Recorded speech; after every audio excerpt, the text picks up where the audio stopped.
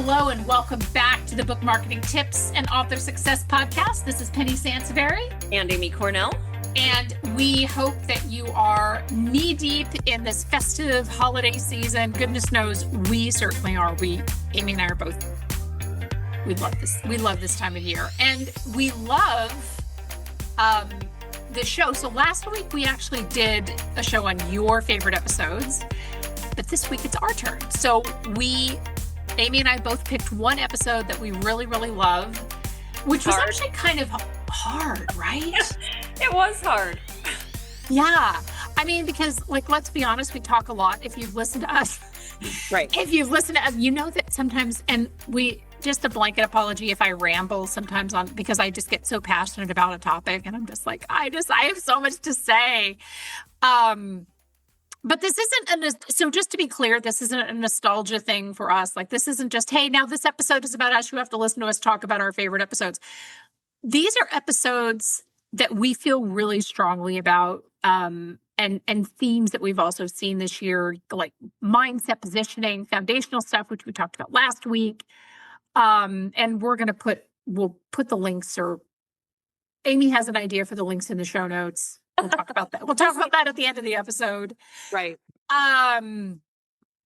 So Amy, do you want to kick us off? Yeah. And I think what's really interesting, and full disclosure, y'all, we did not discuss this in advance.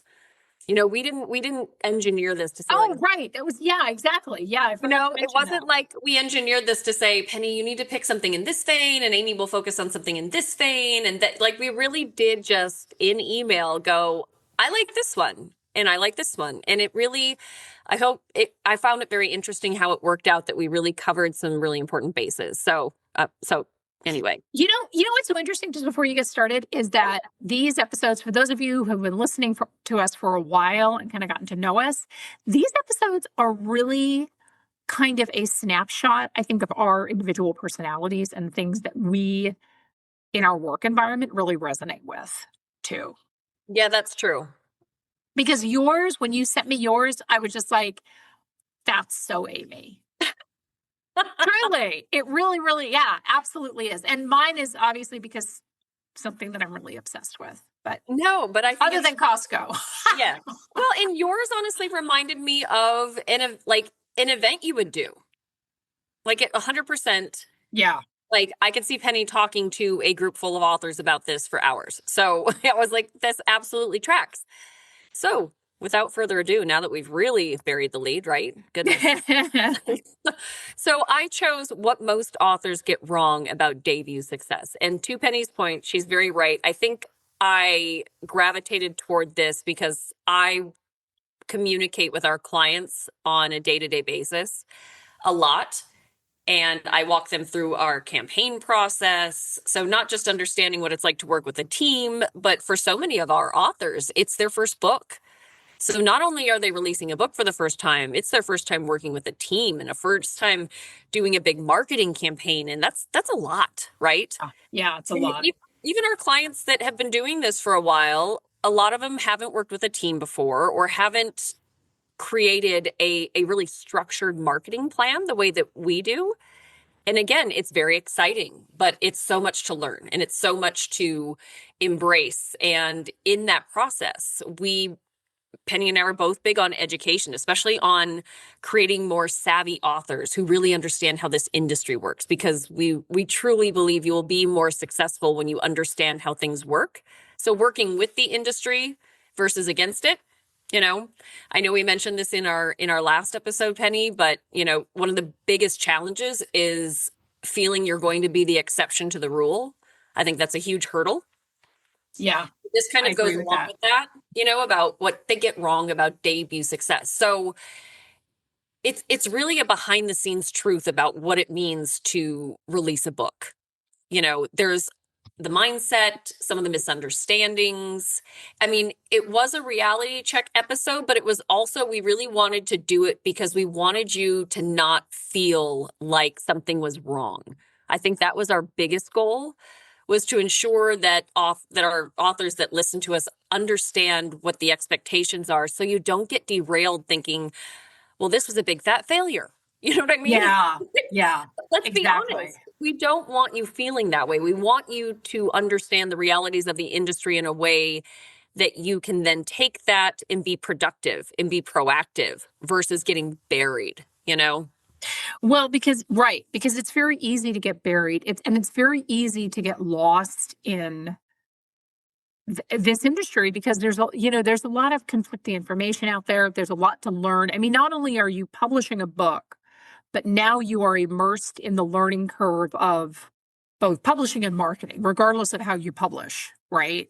Mhm. So it's very easy to give up, I think.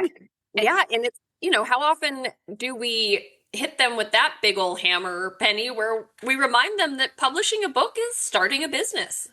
Yeah. If you want to do it the right way, you Yeah. are you are a brand now. Like all of a sudden it's like, do you feel very Kardashian-esque? Like Yeah. it's like you have a brand and you have a business and you have all this stuff. And I'm sure a lot of our clients are like, oh my gosh, I didn't sign up for all that. But you did, and it's okay. And that's why we're here, right? Right, right, exactly, exactly. And I think that it's also, one of the reasons that I was glad that you picked this episode is that I think debut authors often forget the 90-day reality window, Hmm. right? Um, a lot of I have this slide when I teach a class on the perfect book launch.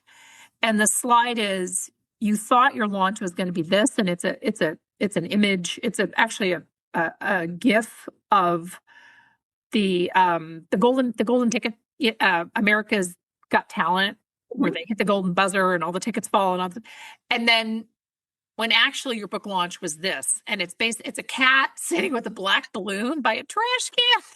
Oh gosh. It's really depressing. But what's interesting about these two, the juxtaposed nature of these two images is that what attendees really get it. They're like, oh my gosh, yes, that's exactly how I feel. Because we expect the parade, but we generally don't see I mean, even for book 5, a lot of times authors don't see a parade. Right. Launches have been, you know, for debut authors in particular, the realities of launches have been skewed for many years. And part of this I blame on traditional publishing because Right. when authors, years ago, 25 years ago, when I was first in the industry, when an author launched a book, they were shot out of a cannon. Hmm. And it was exciting, and they were all like all the things. And that's just not the case anymore. I mean, just across the board. This isn't just, oh, that trend has changed. It's not realistic, No. It's you know? absolutely, yeah, no, it's absolutely not. You know, I like the idea. I love that you mentioned the 90-day window because, and we talk about that with clients a lot because it's easy to get excited about, is this happening now? Is this happening now? Is this happening now? But the Yeah, reality is you're going to be much more successful if you are focusing on what do I need to be doing in 3 months? What do I need to be doing in 6 months? And not in a way that means you need to be doing everything and that every month there's more and more and more to do. It's just about the consistency. right. Your consistency is going to make you successful, not these one-off promotions or waiting for something to go viral. That is very much a myth of how it works to be successful in publishing these days. That's just, and when you think, but it's like, but Amy, I've seen people on TikTok or on Instagram and they blew up because of one post, but we haven't quoted this in a while. There are over 11,000 books published every single day. So Yeah, if that really was how it works, that's all you'd see on the internet right now when it comes to books. yeah, So the fact that you see one of those maybe once a year, maybe a couple times a year, when there are 11,000 books being published every single day, just shows you how that, like, you can't focus on that as being the way you're going to be successful. And right. come on, I mean, you don't want that. Like, that is so random and out of nowhere. I just, those kind of piss me off, honestly. And now it's turned into, a therapy episode. Sorry, everybody. But I get so mad when I see those because it's so unrealistic. And the other day, I actually saw and I'm going to start tracking these, pennies, so we could send some traffic to some people's way. But I saw a fabulous author account the other day, and he just had a really straightforward post about something in his garden, and I didn't even realize he was an author at first. I just liked the content. All like he was very engaging, and then I realized, oh, like I saw his descriptor and he's an author, and I'm like, I want to know what kind of books he writes. And I clicked through, and all of a sudden I spent 5 minutes looking up this guy that I didn't even know he existed because of a very genuine, very human, very engaging post that he did Yeah. on Instagram that had nothing to do with his book. And that's the kind of stuff we talk about all the time, right? Focusing on the right things, the ones that really matter, that really connect with people on a very natural, organic level, Yeah. versus focusing on these kind of big win moments that are really misleading. No, I think that's a really good point. I think that we as authors, we focus on the glitz and the glamour of, or creating the best post or finding the best hashtag, when in reality, the thing that really resonates with readers is like that post that you saw, the authenticity of it. Mhm. Something that really speaks to them and captures the readers in the process. I mean, I think that to me that's a lost art in book marketing, in my opinion, because we've what there's a fever pitch when you publish, right? Like, oh, you publish your first book and all this expectation, and your family is like, oh, how's your book doing? Is it a bestseller? Because the majority of people outside the industry don't really understand how challenging it is to get a bestseller, if you even ever get one, right? Right. So we get all this thing and all this like pressure, and how's your book doing? How's it selling? Oh, Like God. all this other stuff. And we feel that and we take that with us, and it becomes part of our marketing, and that feverish, like, gotta sell more books, gotta do all these things. That's really where we see a lot of authors uh, fail. And I was actually going to mention that one of the episodes that we mentioned last week was how authors sabotage their own success. And this is one way. And I'm not Mhm. saying that you publish your book like in secret and not tell your family or your spouse or your friends or anything. Like, no, I'm doing this secret thing and y'all can't know about it. But listen to some of our episodes. Sorry, now this is totally a plug for the show, obviously, because you're already listening. But if you're a new listener or you haven't listened, listen to go through 2025. Look, you'll have plenty of time during the holidays. Tell your family, Yep. miss While you're out on a wrapping few holiday presents. parties. Yep. I promise you that we talk about this so much in this show, Right. is the realities of Yep. what this looks like. And I cited this before. I know I've talked about this a lot because this still just to this day just breaks my heart. A thriller author that I worked with a bunch of years ago, before Amy, actually, so it was a long time ago. And debut book, fabulous book. Absolutely. Like, I've read this book, and I rarely say this, but I read this book and I'm like, this book's going to be a movie. Like, someday this book's going to be a movie. And the author was all about what they weren't getting, who wasn't paying attention to them, what wasn't happening. And the book actually did well, but never wrote another book. Never, and it was really a shame. So don't be this thriller author who shall remain unnamed, but Right. because we can really undermine our own success. I know. It's really the foundational. And now I need to make sure I go back and give this author a shout out. I need to find his account. But Yeah. to everything that we talk about, Penny, he was really doing all the right things. Like I said, I ended up finding out he was an author by accident. I ended up looking through his things. I was impressed by his social, not impressed like, wow, he's a marketer. I was impressed by the content. It was genuine. It was real. I found it interesting. And then I checked out his books. The covers were good. The retail pages. And I'm not blowing smoke. They were well done. And I Yeah. was like, this is exactly all the things we talk about, that, he's just doing his thing. And when the right person finds him, it makes sense. And Yeah. it made sense to me. And all those foundational pieces were in place. So his entire first impression that I got looking into his work was stellar. Yeah. And it was awesome. And I was like, yes, this is the kind of experience we want readers to have all the time with the authors that listen to our show or the authors that work with us. Just that super organic, positive first impression. Yeah. So, I completely agree with that. All right. So my episode, I know this is so me. And it's actually a recent episode. I was hoping to go back further, but then I don't know. I have a very weird attachment to elevator pitches. I love them. I talk about them all the time. Amy tolerates me talking about them all the time. And the other thing is, though, too, is authors desperately need them. So my episode was Hook, Line, Bestseller, The Art of the Elevator Pitch. And I don't know if there's anything more that I can really add. Elevator pitches, you got to have an elevator pitch. Does your book need a book cover? Yes. Would your book need an elevator pitch? It's in the same bucket. Yes, again, right? Yes and yes. The problem with elevator pitches is that the majority of authors don't have them, right? So elevator pitches, go back, listen to that episode. I promise you, because we also cite elevator pitches in a lot of our shows. So we keep coming back to the topic of elevator pitches again, because I'm obsessed. It's weird. I get it. I one time taught, it was day before, it was Whidbey Island Writers Conference, which was a great conference. I taught an entire afternoon, I think it was a 4-hour class of elevator pitches, and it was amazing. And I talk about that in the show. I remember I cited an example, which I won't repeat here, but just to tease that, go back and listen.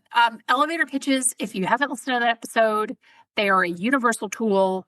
You can use it with readers, book clubs, media, bookstores, your Amazon retail page, which we talk about a lot, email intros. And one of the things that we really addressed in this episode was great elevator pitches are specific. They're not generic. So things like love and loss, overcoming obstacles, the journey of healing, those are all nebulous. They don't necessarily, that doesn't really tell me anything, right? It doesn't tell me anything about what your book is about. So we talk you through specifics on how to create, great elevator pitches, the clear hook, the clear promise, like what is your book going to do?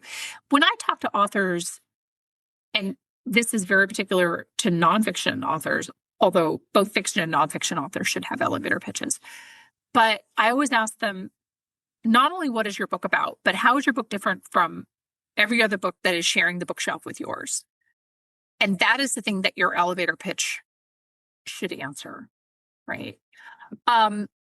The other thing that I think is worth mentioning too is that great elevator pitches, they're not for you, they're for the reader. That at the end of the day, yes, that is the only thing that really that's the only thing that really matters. So regardless of what your genre is, and the other thing though too is that I don't know, we call it the 5-second rule, but I just think that attention spans are have really shrunk.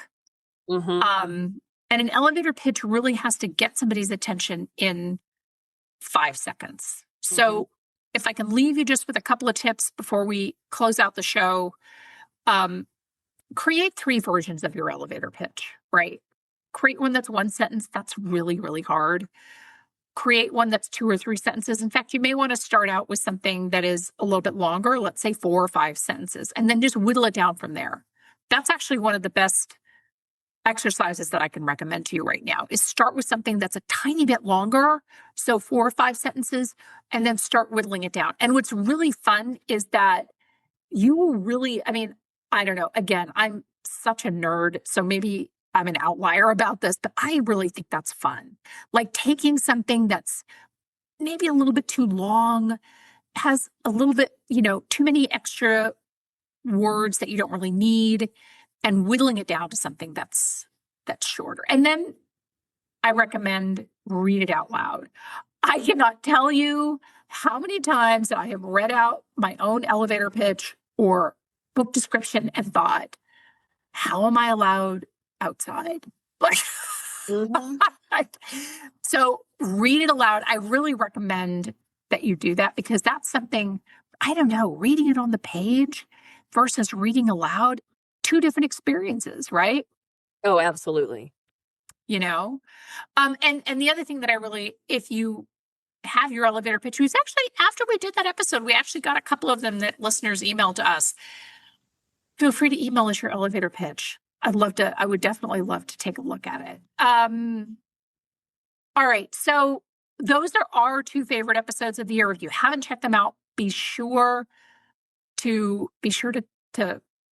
take a listen to those. Amy, are we going to link them in the show notes? No, we're going to just let people go find them, right? Yeah, I mean, we'll put a link in the show notes, but depending on the platform you listen to, the link may or may not work, but we'll put it in there so you know the full title of the show to make it easier to find. And also remember, these are our favorite episodes of this season, this year. So if you're scrolling for it and looking for it, if you hit 2024, you've gone too far. So we've narrowed it down a little bit. That's awesome. So just really quickly, just to wrap up, I know we have one more show this year. If you have the time, and of course, make the time between now and the first of the year, one thing to fix before January, update your book description. Just make those tweaks. I know you've been putting it off. Make those tweaks. Sharpen the elevator pitch, sharpen the promise of the book. Add that review, right? And this is something that Amy and I both hate, but something to look for in the new year too. Short form video. Short form video, I cannot emphasize enough. Not just because of TikTok, but YouTube Shorts has just gangbusters. Yep. You know, Amy, do you want to talk about the one thing to skip doing next year, which I know you love? Yeah, stop. I mean, we've mentioned it in the last couple shows, but stop trying to skip the line. Right. This is one of those things, you know, it kind of fits into both of the last couple episodes that we've done, but truly in today's market, it's very competitive. Honestly, doing the right things in as much of the proper order that's possible. You are human, you know, so we get it. But doing the right things, really putting the time and energy into the foundational pieces, it will make everything else that you do so much simpler. And you'll get a lot better return on your investment, both in time and money on your marketing. Yep. If you do your foundational pieces properly, instead of thinking, I published my book and now I shall wait for the fanfare. Like, unfortunately, that's not how it goes. If it was, we'd be selling those packages and living somewhere fabulous overseas. Right, Penny? Yeah, we'd be doing this from a mansion in the south of France, just saying. Right. We would not be hiding that secret. We would be telling everybody about it. So sadly, that secret does not exist. What the reality is that you can do the right things. And that's why we have this show. We try to cover all the right things you need to be doing and make it somewhat easy for you to digest and execute on your own. And then, of course, we're always here to help. So please don't hesitate to reach out. We love hearing from listeners. We've gotten a lot of listeners that have turned into clients over the last couple of years, which has been really fabulous. I personally love working with our podcast listeners, Penny, because it's amazing how much they know when they show up at our door. I know. I'm always so impressed at how much they've actually retained when listening to the show. And they say, okay, I know you said this, so I've done this, or I have this ready, or I'm not going to ask about this. And it's like, oh my gosh, I love this, that you come so prepared. So congratulations to our listeners. You know, we appreciate how much you do pay attention and the effort you're putting into educating yourselves. Well, and we want to thank you all so much for listening. Thank you for you are the reason that we do this show. We don't, as much as we love to yada, yada, yada, we don't do it just to hear ourselves talk. We love our listeners and we do this for you because Amy and I are both huge fans of education. So we think that educated authors make better choices in terms of, you know, for their book or choosing a marketing company. We've had a fantastic year and we just want to say thank you all so much for your listening, for your feedback. And speaking of feedback, we have the survey. It's in the show notes. Fill it out. Let us know what you think, what you want to see more of, the length of the show. We are building 2026 around you. So not to say that the first 5 years were about us, but we really, we really want to get your feedback for the upcoming season. And we have some really exciting announcements that we're going to go into next week. So we wish you all if you celebrate Christmas, Hanukkah, happy Hanukkah, Merry Christmas. Whatever you celebrate, we wish you much joy and we will see you December 26th. Bye-bye.